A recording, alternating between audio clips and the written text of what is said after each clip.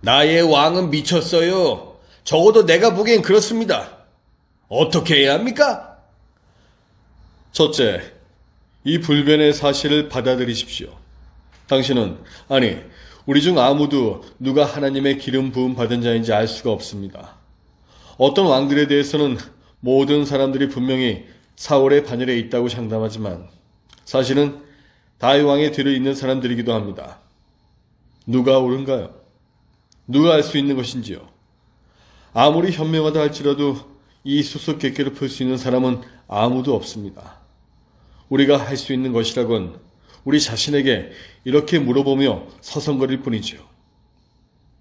이 사람이 하나님의 기름 부으신 자인가? 그렇다면 사울의 반열에 속한 자인가?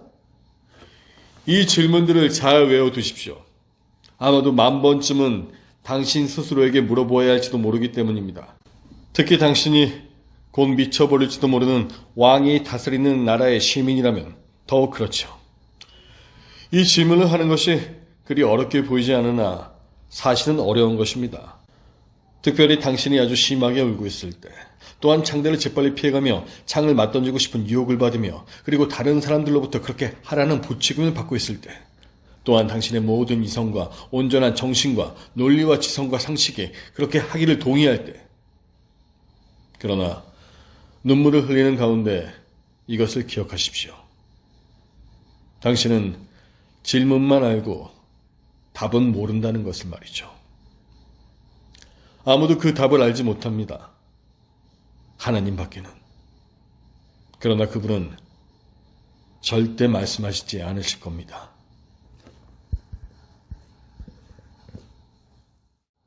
아이고, 우리야. 나는 앞장에 씌어있는 것들이 마음에 들지 않습니다. 문제를 회피했어요. 나는 다윗과 같은 상황에 처해있고 고통을 당하고 있습니다. 나는 창을 던져대는 왕이 다스리는 나라에 살고 있는데 어떻게 해야 합니까? 떠나야 하나요? 그렇다면 어떻게 떠나야 합니까? 창 던지기 경연대가 있을 때에는 도대체 어떻게 해야 하는 겁니까? 예? 글쎄요.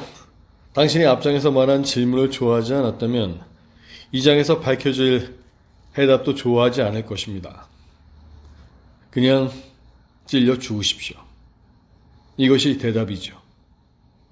아니, 왜 그래야 합니까? 그렇게 해서 좋을 것이 뭐냐고요? 당신은 그릇된 왕 사울을 주목하고 있습니다. 당신이 당신의 왕을 주목하고 있는 한 당신은 지옥과도 같은 현재의 상황 가운데 그를 단지 그만을 탓하게 될 것입니다. 조심하십시오. 왜냐하면 하나님은 또 하나의 사울 왕을 주시하고 계시기 때문입니다. 당신에게 창을 던지며 그곳에 서 있는 눈에 보이는 사울이 아닙니다. 그렇습니다. 하나님은 또 하나의 사울을 보고 계십니다. 똑같이 나쁜, 아니면 더 나쁜. 하나님은 당신 안에 사울 왕을 보고 계신 겁니다. 네, 아니라고요? 사울은 당신의 핏줄 속에 있고 당신의 골수에 있습니다. 그는 바로 당신 심장의 살과 근육을 이루고 있습니다. 그는 당신의 영혼 속에 있습니다. 당신 몸의 원자들 중심에 거하고 있는 것입니다. 사울 왕은 당신과 함께 있는 자입니다. 당신이 바로 사울 왕인 것입니다.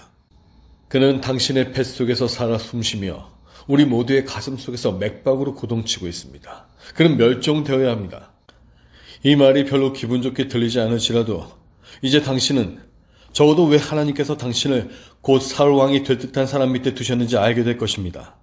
하나님이 다윗의 심장 안에 있는 사울을 제거하지 않으셨다면 양측의 다윗은 사울 왕 2세로 성장했을 것입니다.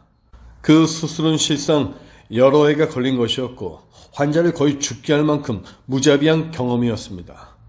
그러면 이 속사람 사울을 제거하기 위해 하나님이 사용하신 메스와 집게는 무엇이었나요? 하나님은 바로 겉사람 사울을 쓰신 것입니다. 사울 왕은 다윗을 죽이려고 그렇게 애썼지만 그가 이룬 유일한 성공이라고는 다윗의 영혼의 동굴 속을 배회하던 속사람 사울을 죽이는 하나님의 시종이 된 것뿐이었습니다. 그렇습니다. 이 과정 속에서 다윗은 파멸된 것이나 다름이 없었습니다. 그러나 그렇게 될 수밖에 없었습니다. 그렇지 않고는 그 안에 사울이 살아남아 있게 될 테니까요.